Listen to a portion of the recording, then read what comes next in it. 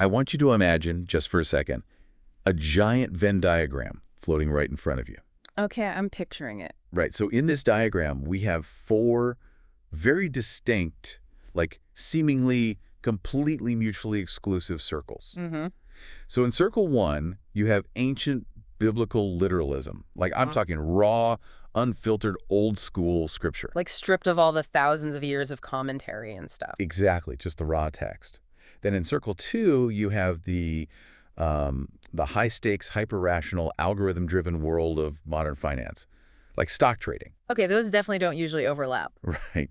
But wait, there's more. In circle 3, there is intense clinically diagnosed mental illness. Wow. Yeah, specifically paranoid schizophrenia, alongside this really raw, physical, human vulnerability. That's heavy. It is. And then finally, in circle 4, we drop in artificial intelligence, algorithmic social media feeds, and just the whole 21st century digital landscape. I mean, that is quite the mix. Right. So now try to picture the exact center of that diagram. Like, where do all four of those circles actually overlap? It honestly seems like a trick question. I mean, you're looking at elements that actively repel each other in the real world. They really do. You don't typically put ancient, unvarnished theology and artificial intelligence in the same bucket, let alone the ruthless calculus of stock trading and, intense, shattering spiritual visions. Yeah. They belong to completely different paradigms of human experience. They completely do. But the very center of that impossible diagram is exactly where our deep dive begins today. Oh, it's going to be good. Yeah, we are exploring a brand new spiritual movement, and quite literally, the birth of a new religion emerging right now out of Israel. Wow. It's called BABASHUVA. It was officially founded on July 27th, 2018. So it's incredibly recent. Very recent. And we have gathered a fascinating stack of materials for this deep dive. Like, we have their official vision documents, their highly specific philosophical principles. Oh, I was looking at this earlier. Yeah, they're intense. We also have a completely reimagined set of 10 Commandments and extensive reviews of their new sacred texts. We are going to put all of this under the microscope today. And I think it's crucial to establish our footing before we wade into these waters. Absolutely. Because we are dealing with a modern religious movement that makes some profound theological claims, and issues very direct critiques of existing established religions. So we really have to put on our anthropologist hats today. Right. Our goal today is strictly educational. Exactly. We are just exploring the mechanics of a belief system. We are not endorsing these viewpoints. We aren't taking sides in any theological debates. And we are certainly not in the business of validating or, invalidating anyone's prophetic claims. Yeah, that is the essential ground rule for today. So whether you are listening to this deep dive as a deeply religious person, a strict atheist, or someone totally undecided, we are just looking at the architecture of this movement. Right. You just want to understand its internal logic. Exactly, like how it appeals to the modern mind and what it says about the people who follow it. So the way we're going to do this is by starting with the architect himself. Yeah, because his origin story is what makes this entire framework possible. So true.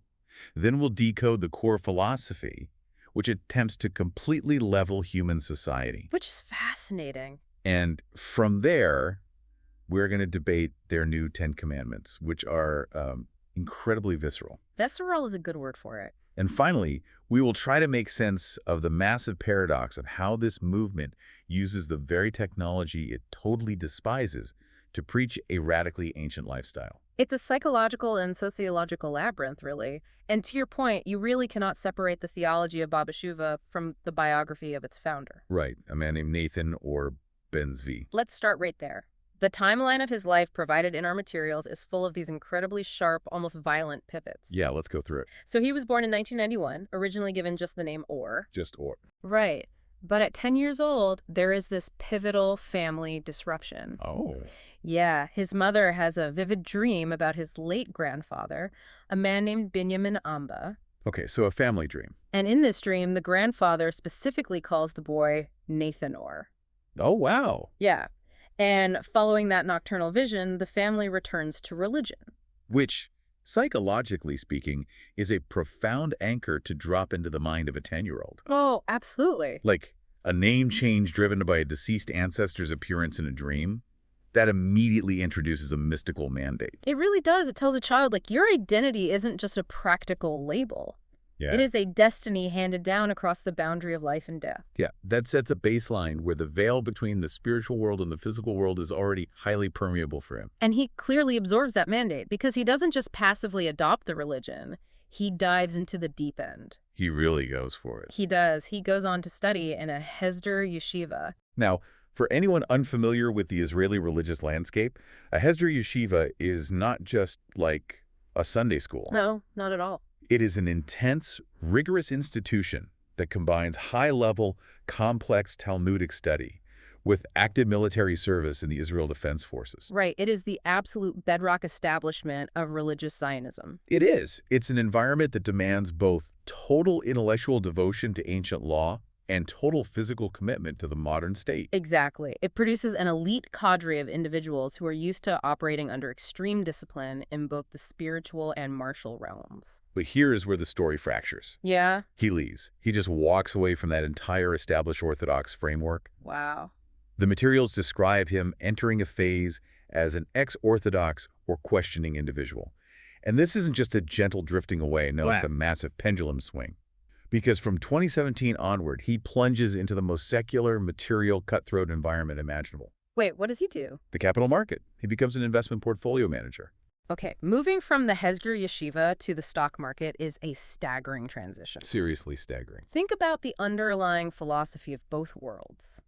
Like, in the yeshiva, you are studying divine law, eternal truths, ethical absolutes. Right. In the capital markets, you are dealing with fluid value, algorithmic trading, risk management. Numbers. Just numbers. Exactly. The ultimate secular quantification of human behavior, which is money. Yeah. He goes from a world governed by God to a world governed by the spreadsheet and the ticker tape. Okay, let's unpack this. Because if I'm looking at his resume, I'm thinking, all right, he had his religious phase, now he's a finance guy. Right. He's found his secular footing. He's found his secular footing, but the pendulum swings again. Oh, boy. Yeah. From 2022 to 2024, he completely abandons finance and drastically pivots into healthcare. Really? Yes. He becomes a nursing caregiver in a rehabilitation village. Wow. From stocks to nursing. He goes from moving millions of theoretical dollars on a screen to physically turning patients to prevent bed sores. That's a completely different universe. It is. He is dealing daily with intense human vulnerability, physical trauma, shattered bodies, and immense emotional pain. Yeah. Like, how does a person bounce from the yeshiva to Wall Street, essentially, to a rehab clinic? Well, if we connect this to the bigger picture, the overarching theology he eventually builds, this whiplash career path isn't a series of mistakes or false starts. No. No, the sources actually cite this exact combination as the necessary forge for what the movement calls his practical prophecy. Practical prophecy. Interesting phrase. Right. Think about the limitations of a typical religious founder. Often they are ascetics. Yeah, they sit on a mountain. Exactly. They sit on a mountain, removed from the dirt and grime of society, and hand down abstract rules. But NathanOr's background forces him to grapple with the absolute extremes of the human condition. Oh, I see. The financial sector teaches him how the global systems of power and value operate. And then the rehab village teaches him the inescapable, brutal fragility of the human body. I hear that. But it honestly reads like a superhero origin story, you know, where the hero has to be crushed between two opposing forces to forge their new identity. It just does. You have the cold, abstract, calculating world of money on one side and the deeply empathetic, hands-on, visceral reality of physical caregiving on the other. Right. It feels like those two worlds would tear a person's psyche apart. And according to the historical timeline of the movement, that is exactly what happens. Really? Yeah.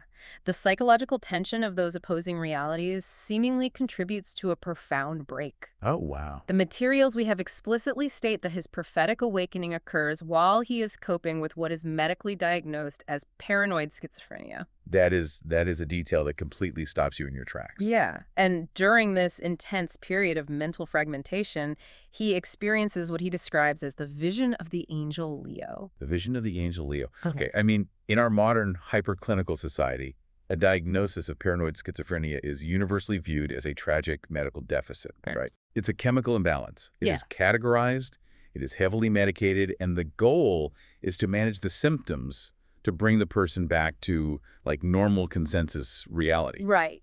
baseline. But BABASHUVA takes that exact clinical diagnosis and completely flips the script. They don't just flip it, they weaponize it against the clinical establishment. Weaponize it. How so? Well, the movement's texts argue that what the modern psychiatric world labels as schizophrenia or psychosis is in fact a shattering of the artificial boundaries of human perception. Oh, I see. They view these intense mental challenges not merely as diseases to be suppressed, but as radical spiritual openings. That is a wild reframe. It really is.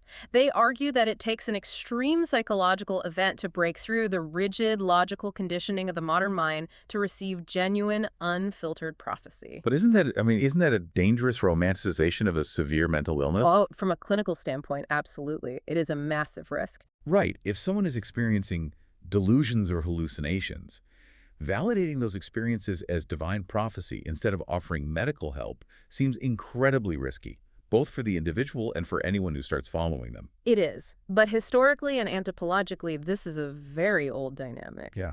Yeah. Ancient cultures often viewed individuals who experienced auditory or visual hallucinations as shamans, as people who could touch the spirit realm. Oh, like a conduit. Exactly. BABASHUVA is reviving that ancient framework in the 21st century. They recontextualize his mental health journey as the very mechanism that allowed him to receive the word of God. So to them, the mind had to break for the light to get in. That's beautifully put and exactly how they view it. It is a profound reframing of suffering. And, it makes you think about how we process the disconnected chapters of our own lives. Totally. Most people look back at their weird jobs, their personal crises, or their periods of immense struggle as detours or just wasted time. Yeah, like mistakes. Right. But in the theology of BABASHUVA, every single one of those seemingly random puzzle pieces, the yeshiva, the stock market, the rehab center, the psychological break, they were all necessary ingredients. They were all synthesized to create a completely new lens on reality. Exactly. And that new lens required a name, which brings us to the title of the movement itself, BABASHUVA. Let's decode this branding because it is highly intentional. Oh, definitely. The name is a compound of two Hebrew words. Okay. Baba translates to father, but it's not a formal, distant title. The materials emphasize that it represents a deeply loving, compassionate, and intimately guiding spiritual force. Like a warm parental figure. Exactly. And shuva comes from the Hebrew root for return or repentance. Okay. But again, it's not repentance in the sense of groveling. It means returning to the correct path, realigning with your inner truth. Got it. So BABASHUVA is essentially a call to return to the Father. It is a brilliantly warm piece of nomenclature. Like if you look at a lot of religious movements, they emphasize God as king, as Lord, as this sovereign judge who demands submission. Right. Very authoritarian. Yeah. But Father implies unconditional underlying love, even when there is discipline. It sounds like an invitation to come home rather than a summons to a courtroom. It really does. But we have to look at what that warmth conceals. Because the core mantra attached to this name is actually a radical, almost aggressive leveling of society. Right. You're talking about the ultimate equalizer. Yeah. The central ontological statement of this entire movement is a Hebrew phrase, Tachah habasar kulanu Adam. Which translates to, Under the flesh, we are all human. under the flesh, we are all human. It sounds like a lovely, poetic bumper sticker. It really does. But the materials present this not as poetry, but as an ironclad, uncompromising law of physics. Wow. This principle dictates that all human beings are absolutely equal purely by virtue of being created in the divine image. Okay, standard theology so far. Right, but they take it to the extreme. Therefore, human worth cannot, under any circumstances, be measured by origin, by specific faith, by social status, by wealth, by gender, or by political power. So it just wipes the board clean. It deliberately and aggressively strips away every single demographic label we use to organize modern society. Okay, I have to push back on this. Because in a hyper-divided 21st century world where everything is dictated by identity politics, historical grievances, and intersectional labels, this sounds incredibly utopian. It does. Almost dangerously naive. It's like trying to evaluate a massive, complex smartphone purely by the chemical makeup of its internal lithium battery, completely ignoring its operating system, the apps downloaded on it, its brand, or how it connects to the network. That's a great analogy. Right. Sure, the battery is the core power source, but people interact with the apps. Our labels, our histories, our social standing, that's the interface of human life. Does this under the flesh philosophy have any actual practical traction? Well, that is the exact friction the movement is designed to exploit. You are correct that society judges the apps, the job title, the zip code, the religious denomination. Yeah. Babashuva's counter-argument is that the apps are an illusion designed by human ego to create artificial hierarchies. Huh. And they don't just preach this as a theory, they embedded it into their geographical strategy. Oh, so. They chose to plant the roots of this movement in Ofakim. Which requires some context for the listeners. Place. For anyone unfamiliar with the map of Israel, Ofakim is a city in the southern district. It is a development town. Right. It is very much in the geographical, economic, and social periphery of the country. Mm-hmm. It is worlds away from the wealthy, hyper-connected tech hubs of Tel Aviv, and it is entirely removed from the ancient, deeply entrenched religious and political epicenter of Jerusalem. Precisely. And that choice is an incredibly strategic manifestation of the under-the-flesh philosophy. Because it's on the margins. Exactly. If you want to launch a spiritual revolution that claims all societal status is fake, you don't launch it in the wealthiest neighborhood in the capital. Right. That would be hypocritical. You launch it from the periphery. By starting in Ofakim, they are signaling to the marginalized that human connection and inherent spiritual value matter infinitely more than elite status or historical prestige. Wow. The philosophy establishes a definitive hierarchy of existence. Human value always, without exception, precedes ideology. Human value precedes ideology. That sounds beautiful until you realize what it actually demands. Right. Because if your political or religious ideology requires you to devalue a human life, whether that's through warfare, social exclusion, or theological condemnation, BABASHUVA says your ideology is inherently false. Full stop. Which is a direct threat to almost every established power structure on Earth. Exactly. And that realization leads us perfectly into how they view God and organized religion, which is where these texts transition from warm and inviting to incredibly provocative. Here we go. The materials contain a document outlining the 10 principles of faith for BABASHUVA. And I guarantee this is not the list they teach in traditional Sunday schools or yeshivas. We really need to go through these carefully. Let's break them down. So Principle 1 establishes the baseline. It states, there is one God. Okay. And it anchors this by quoting the ancient biblical decree, Hear, O Israel, the Lord our God, the Lord is one. So far, we are on very familiar traditional monotheistic ground. Right. It feels totally safe. But then Principle 2 takes a sharp philosophical left turn. Oh, yeah. It states that God's existence can neither be proven nor denied. Which is fascinating. They are baking agnosticism into the foundation of a definitive theology. That feels like an oxymoron. It does. They are admitting that you cannot put God in a test tube, you cannot derive a mathematical proof for the divine, but you also cannot definitively prove the absence of God.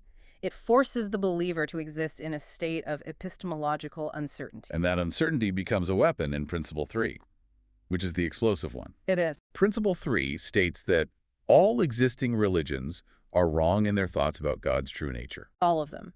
Judaism, Christianity, Islam, Hinduism, Buddhism, every single religious institution, text, and tradition on the planet is, according to BABASHUVA, fundamentally and demonstrably mistaken about who and what God actually is. That is breathtaking arrogance, or breathtaking conviction, depending on how you look at it. Yeah. But they justify it with Principle 4, which simply states God is beyond human understanding. It's the ultimate trump card.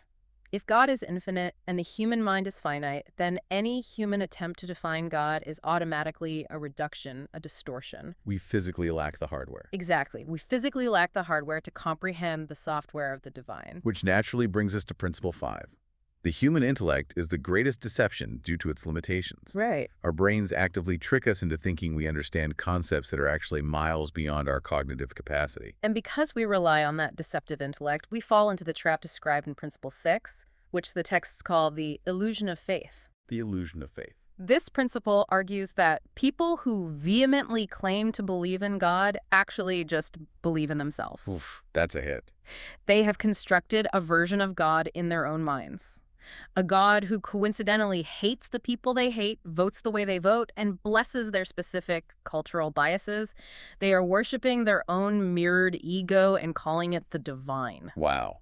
It's a complete psychological teardown of organized religion. It really is. Then Principle 7 shifts focus entirely, dealing with the nature of the modern world. Tangible reality is truth. digital reality is a lie. We are going to have to circle back to this one. Oh, absolutely. Because their media strategy makes this highly hypocritical. But we'll get there. Okay, moving on. Principle 8 reestablishes the founder's legitimacy. Prophecy is linked to intense mental challenges. We explored how they reframe schizophrenia earlier. Which sets the stage for Principle 9, asserting ultimate authority. It declares that NathanOr is a true prophet, conveying God's unvarnished word, and it doesn't stop there. It specifically targets established religious leaders, claiming that the current rabbis and clerics broadcast lies in God's name. And finally, Principle 10. NathanOr's prophecy relates to God's wrath upon the world's great sins. Okay, here's where it gets really interesting, because I need us to pause here and look at the architecture of these principles. Here's where it gets really problematic for me. What stands out to you? I am looking at Principle 5, which explicitly states that the human intellect is a deception, that my brain cannot be trusted. Right. And I am looking at Principle 3, which says every other religious framework is completely wrong. Uh-huh. So, to use an analogy, imagine a contractor comes to your house and says, the foundation is rotten, the walls are toxic, and every other house on this street is going to collapse. Okay.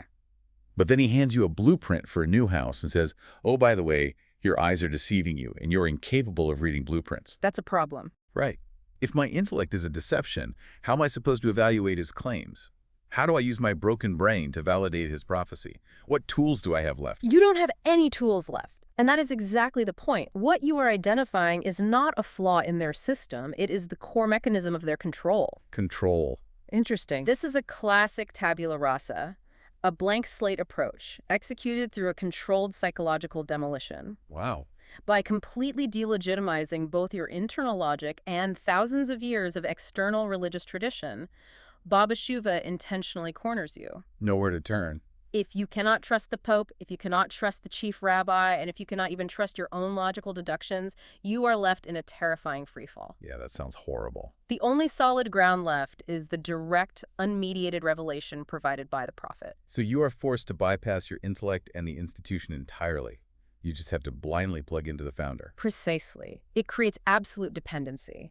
And the materials point out how incredibly bold this is, particularly within the context of Israeli society.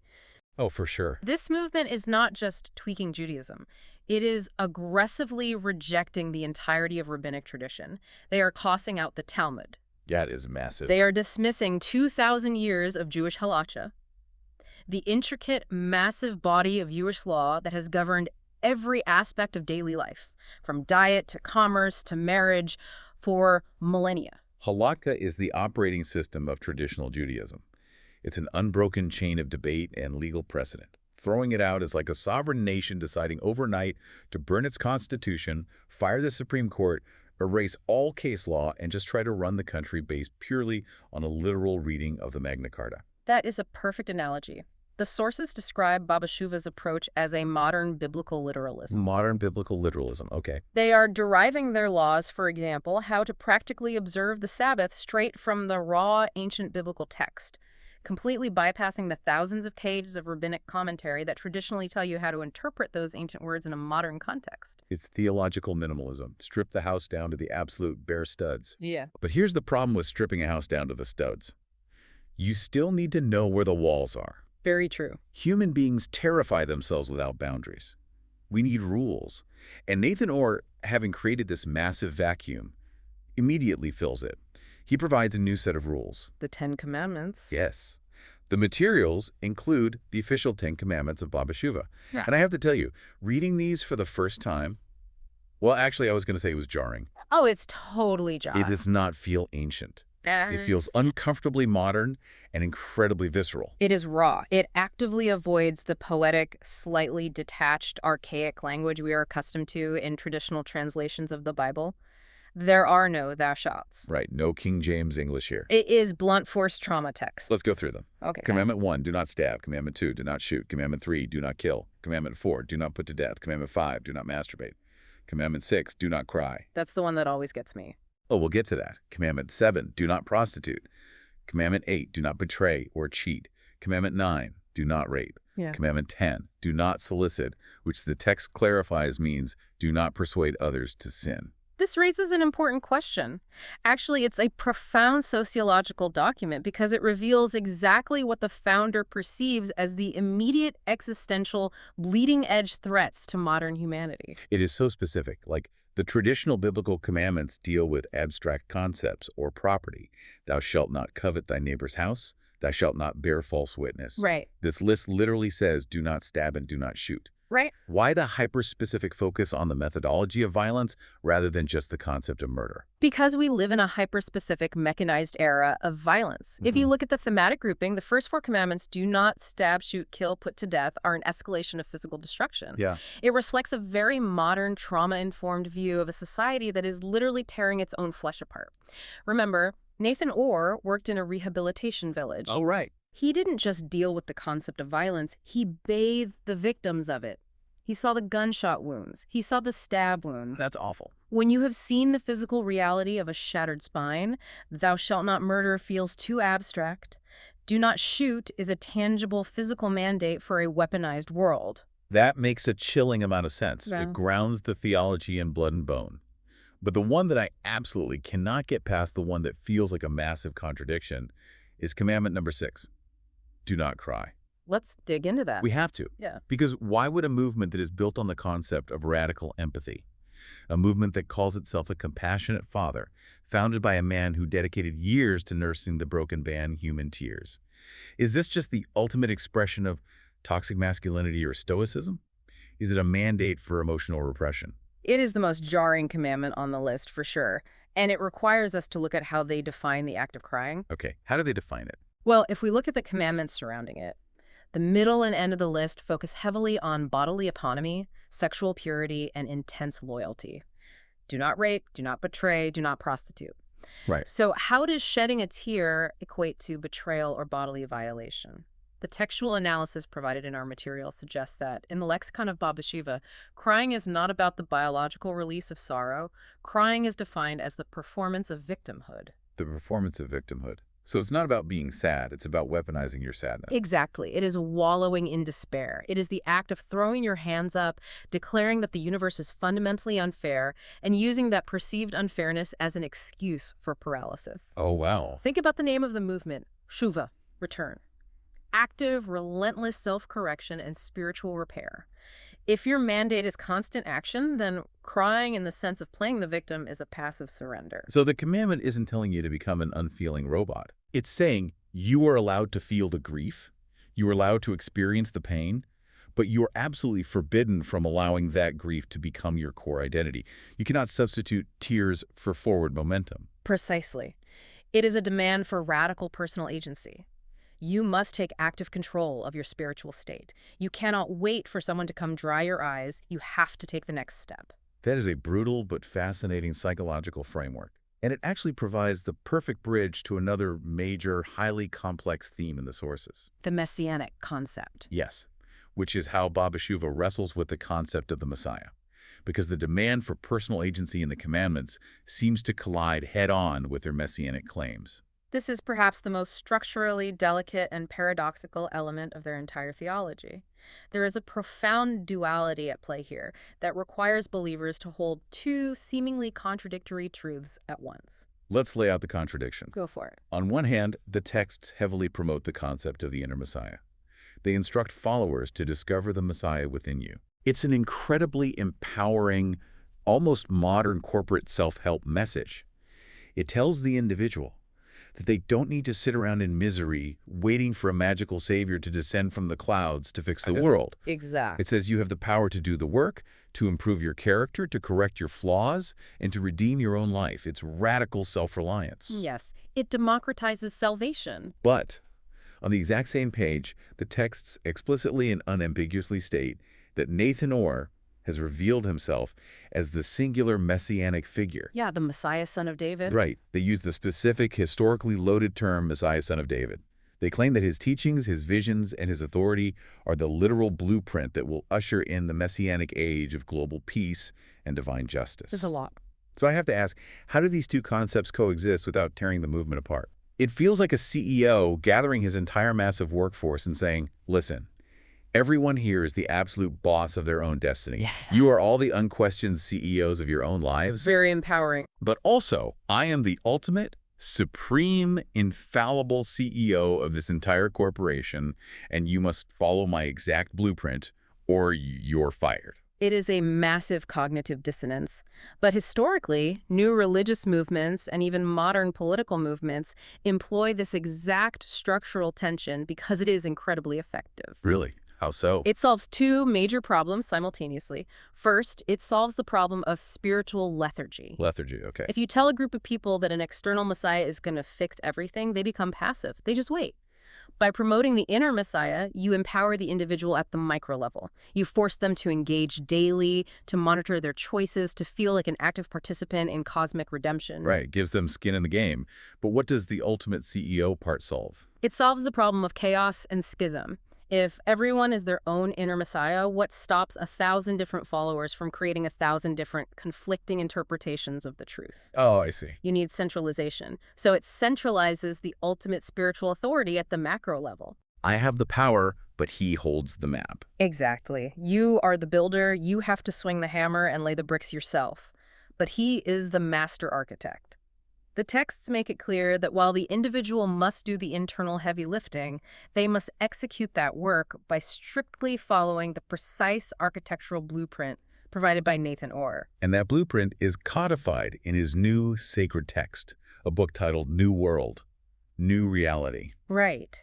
That text is not presented as a self-help suggestion.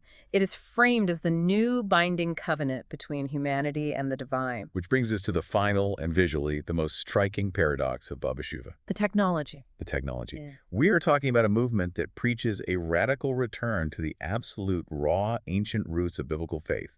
They are stripping away 2,000 years of commentary, rejecting the digital illusions of the modern world, and demanding a visceral flesh and blood accountability. Right. They want to get back to the desert.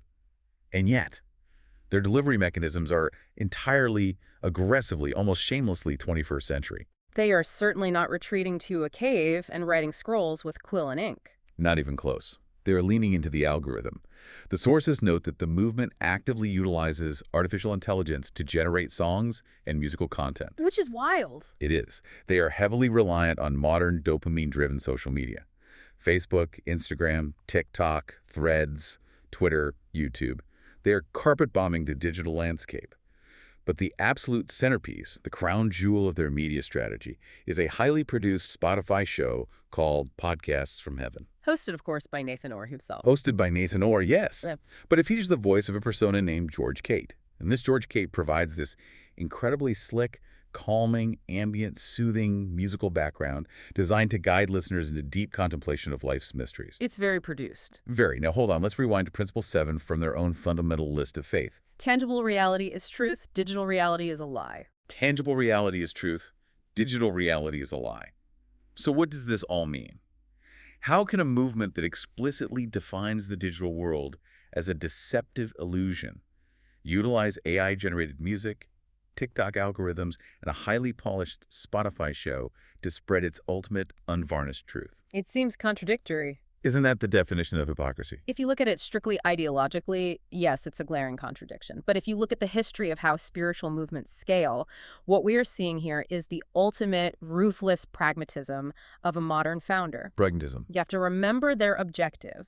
The goal of BABASHUVA is a revolution that starts from the geographic and social periphery to reach a deeply fragmented, screen-connected, profoundly isolated modern society. Yeah. If you want to reach those people, you cannot wait for them to wander into a physical temple in Ofakim. You have to meet them where they live. And right now, humanity lives inside its phones. So they are willingly entering the lie to distribute the truth. It's a Trojan horse strategy. That is exactly what it is. The technology is stripped of its moral weight and viewed merely as a vessel. The digital lie is hijacked to deliver the tangible truth. Huh. And if you analyze the specific audio strategy for Podcasts from Heaven, it is incredibly savvy psychologically. How so? In an era where everyone is burnt out, overstimulated, and vibrating with the anxiety of the digital noise, BABASHUVA isn't using Spotify to yell fire and brimstone. They aren't trying to outshout the algorithm. Right, they're not doing the angry preacher thing. Exactly. They are using ambient music and the specific, soothing vocal cadence of George Cate to create what the sources explicitly call a spiritual oasis. They're using the digital world to provide relief from the digital world. Precisely. They create a sanctuary of calm within the anxiety machine, and while your guard is down and your nervous system is finally relaxing, they download their new theology directly into your ears. It is an auditory sanctuary built inside the very matrix they claim is deception.